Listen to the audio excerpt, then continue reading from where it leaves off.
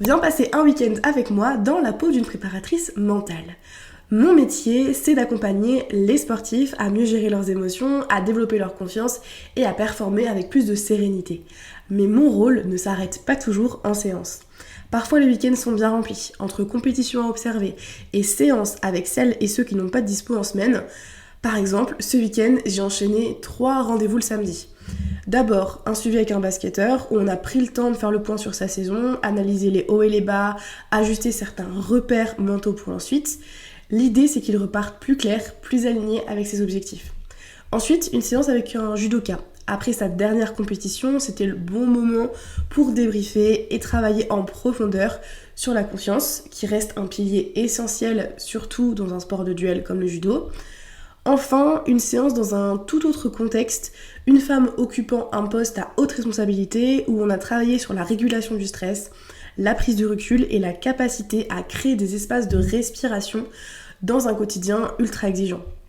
Et c'est ce que j'aime vraiment dans mon métier, c'est cette diversité. Chaque personne a des enjeux, des besoins, des objectifs et j'adapte toujours mon accompagnement à leur réalité. Mais ce n'est pas tout. J'ai observé aussi des compétitions et ça fait entièrement partie de mon travail. Cela me permet de mieux voir mes accompagnés en action, de repérer leurs schémas, leurs points d'appui, leurs difficultés et d'amener vraiment dans les séances du concret.